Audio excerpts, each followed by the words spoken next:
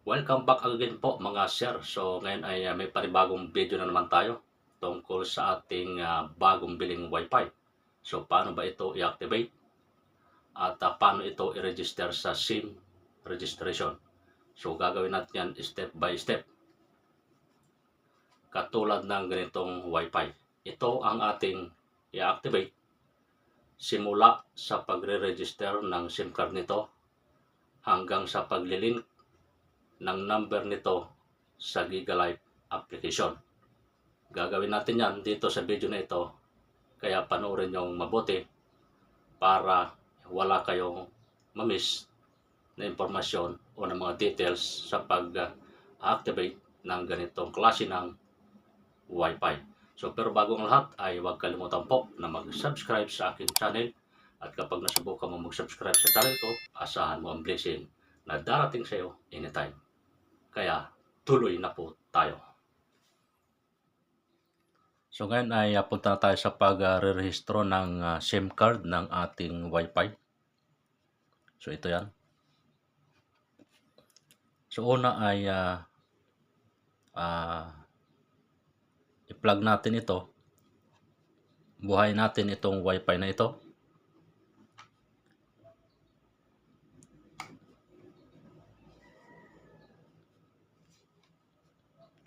Buhayin natin yan bago tayo magpatuloy sa pagrehistro ng kanyang SIM card.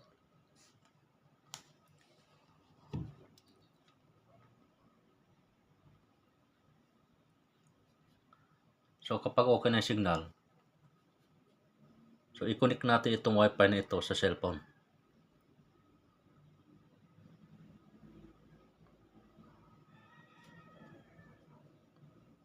Ito yan. So connected na siya.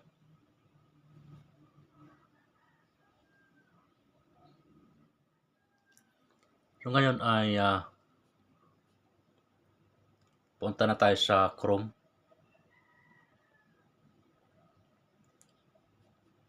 Lagay natin ito, smart.com.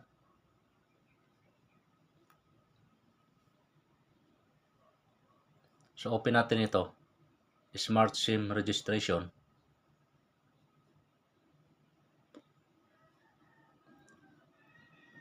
So mapupunta tayo dito. So swipe lang natin pataas. So ilalagay natin dito ay number ng Wi-Fi. Ito yung i-restore natin itong Wi-Fi na ito. So ang number ng Wi-Fi ay dito nyo makikita sa likod. Meron yan. So ilagay natin ang number ng Wi-Fi. So 9 na yung kasunod kasi meron ng plus 63. 9 6 4 4 1 3 8 4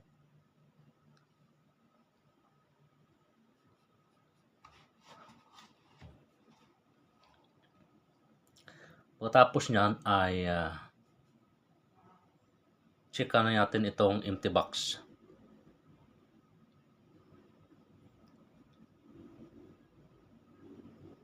Yan. Tapos send OTP. Right, tayo ay meron 2 minuto para mailagay natin dito yung OTP. Para makita natin yung OTP ay punta tayo dito. Click nyo itong here. Yan. Para makapasok tayo sa dashboard ng Wi-Fi. Ito ang lalabas. Swipe natin pataas. Pindutin nyo itong IP address na ito.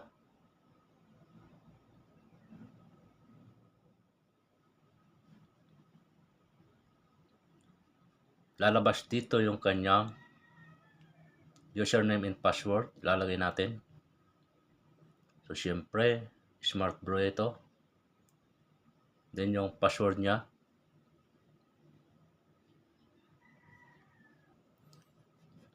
So, ilagay natin.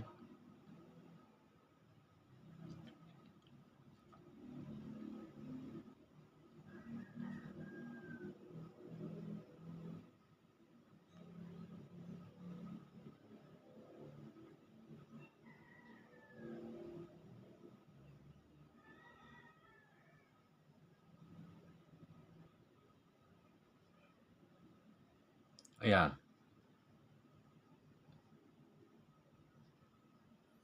Tapos,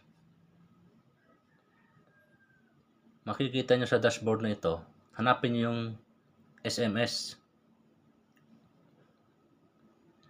Ito siya. Ayan. Check nyo to. Click nyo yan. Para makita nyo yung send ng messages ng Smart. Para makita yung OTP.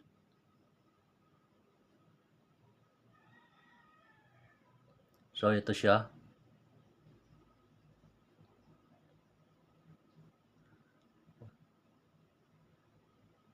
Ito, open natin to.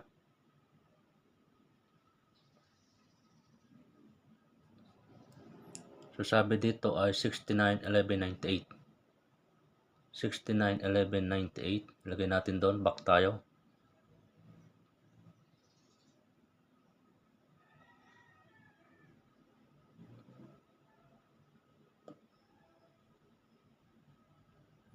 $69,1198. Click natin yung verify.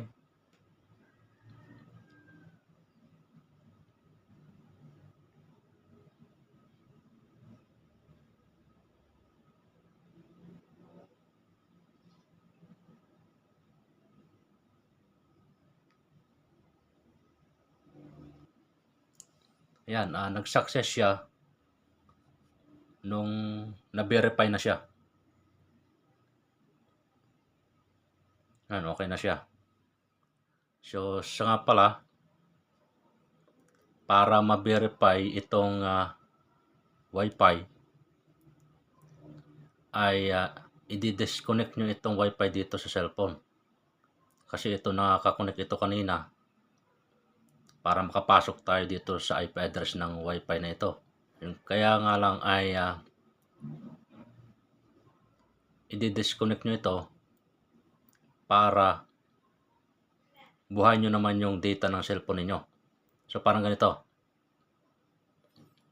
Ayan, naka-connect siya.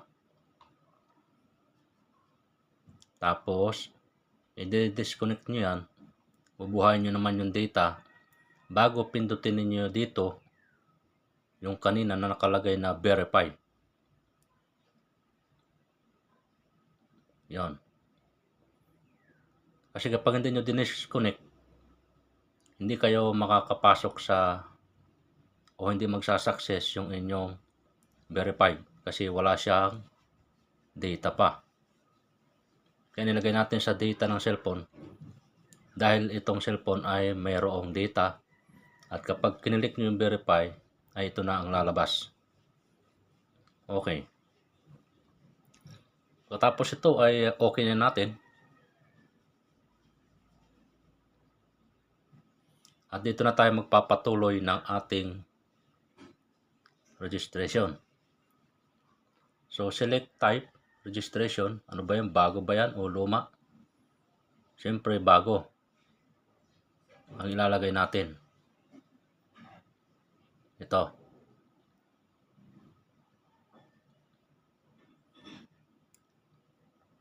Philippines. Nasa Pilipinas tayo. ID card. So, ang ginamit ay PhilHealth. PhilHealth yung gagamitin. Check natin yan.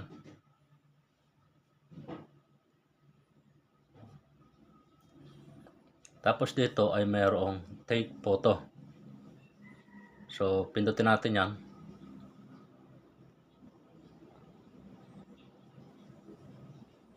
Allow natin.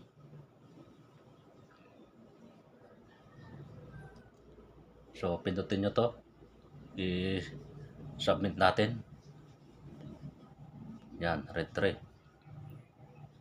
Alam ba kung bakit ganito yung ginagawa ko?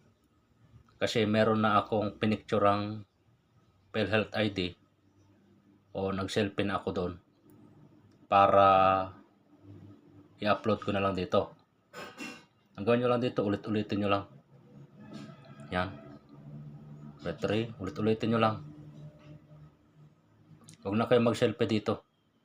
Kasi meron tayong picture doon sa gallery. Yan. Ulit-ulitin nyo lang para makancel siya.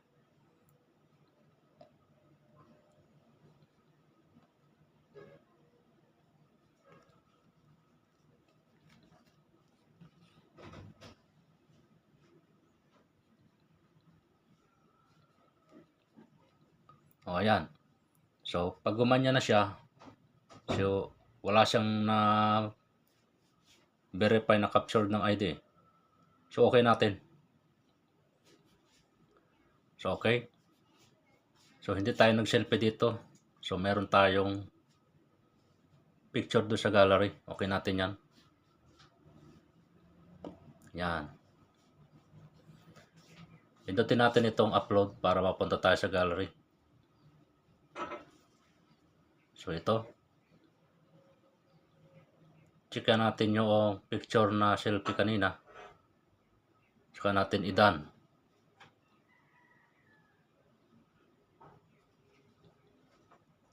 Pag naka-re-upload, so ibig sabihin okay na yan, naka-upload na yan.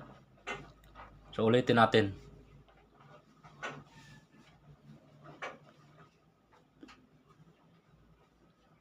Yan.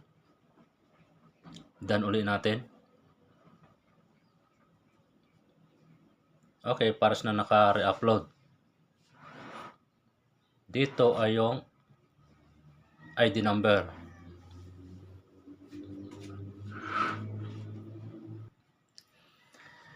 So ngayon ilagay natin yung ID number dito. Yung ID ng PhilHealth. Kasi yun yung ginamit ko. So sa paglalagay ng number dito, ay kailangan ay wala na yung dash. Sample ng ganito. Diba ganitong number, meron siyang dash. So wag nyo nang ilalagay yan kasi hindi siya tatanggapin ng system. So number lang lahat.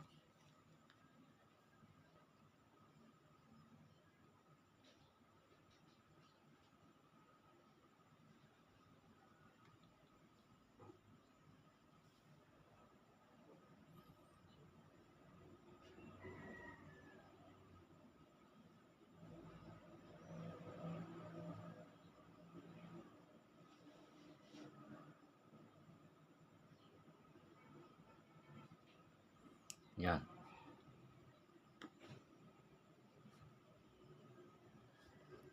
Tapos ilagay natin dito first name,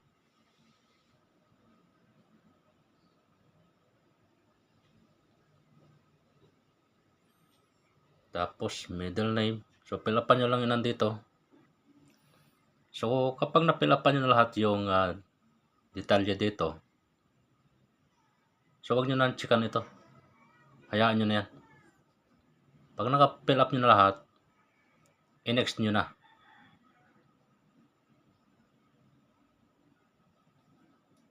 Mapupunta naman tayo sa house lot number.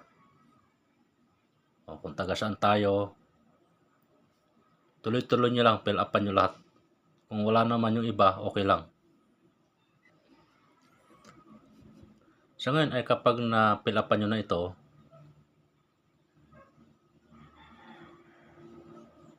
so maglagay kayo dito ng alternate contact number.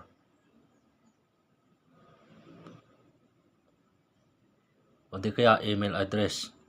Pero mas maganda ay cellphone number. So kayo nang bahala.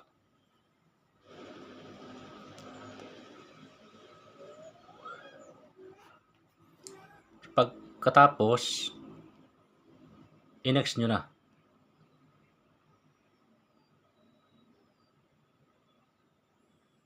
So makikita dito yung summary na ginawa ninyo. Check nyo kung tama. Kung may mali, pwede nyong baguhin. So kapag tama siya, ay i-check nyo na itong empty box na ito. Checkan nyo yan. And then yung next.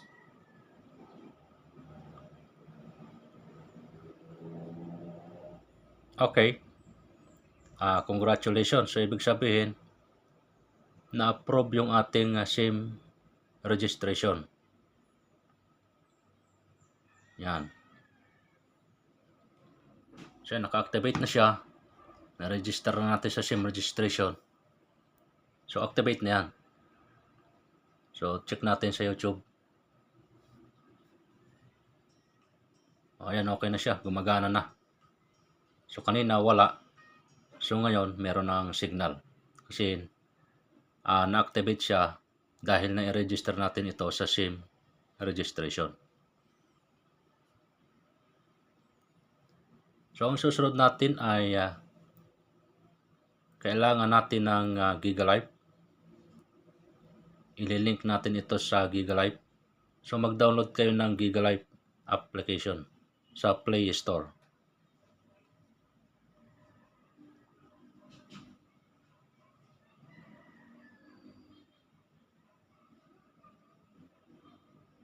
Yan.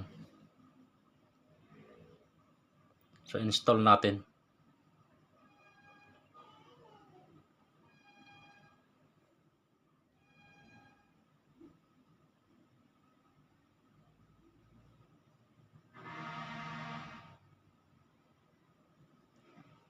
So, open natin yung GigaLife.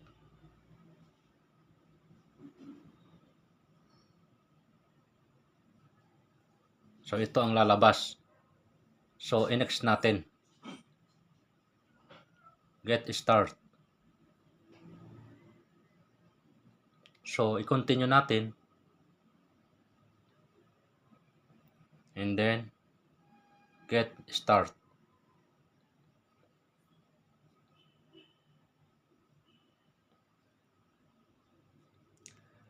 So, ito yung number ng inyong Wi-Fi. Automatic siyang lumabas dito.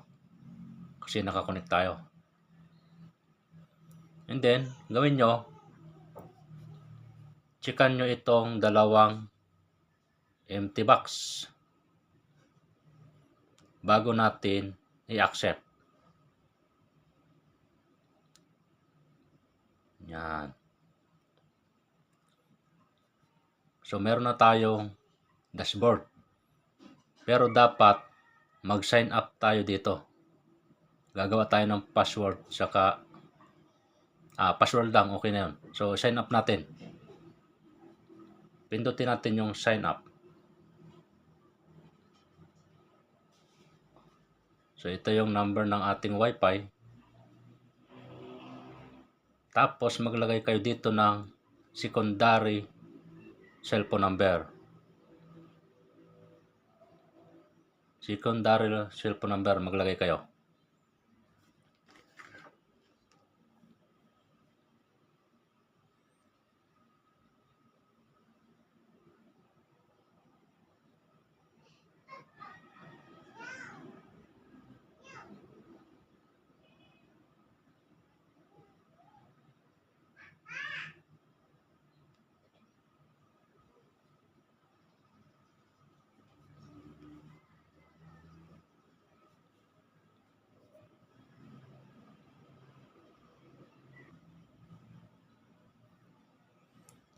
Then, maglagay tayo ng password.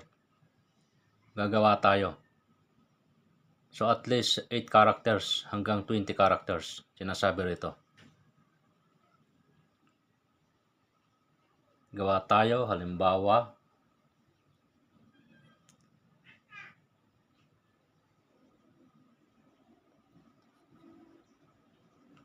so, ang paggagawa ng password nito para hindi na i-invalid, kapag nakakulay green ito, so ibig sabihin okay siya. Pag nakapula, so mali siya. So, kailangan mong baguhin. Kailangan maging kulay green ito lahat. Nilagay ko ay big letter. Ang isunod nyo, small letter na.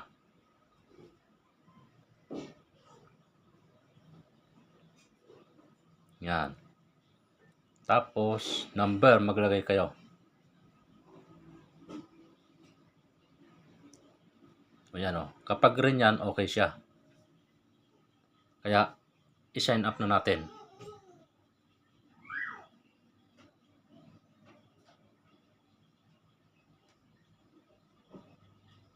Yun nga lang,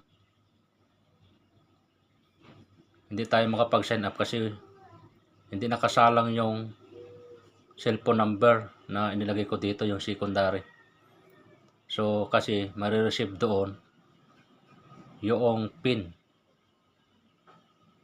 Kung anong number yung nilagay nyo dito sa secondary, makaka-receive kayo ng PIN at yun ang ilalagay nyo dito.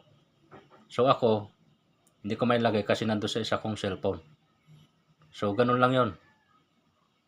Kapag nailagay nyo dito, okay na yun. Mag-o-open na yung inyong dashboard. At makikita nyo na dyan yung details o yung mga promo ng GigaLife. So yun na nga, at natapos na tayo sa ating pag-activate ng Wi-Fi na ito. So sana po ay may natutunan kayo sa aking video at sana po ay may apply ninyo sa bagong bili ninyong Wi-Fi. So maraming salamat po sa panonood. Welcome po sa inyong lahat. God bless po at ingat po palagi. Marami pong salamat.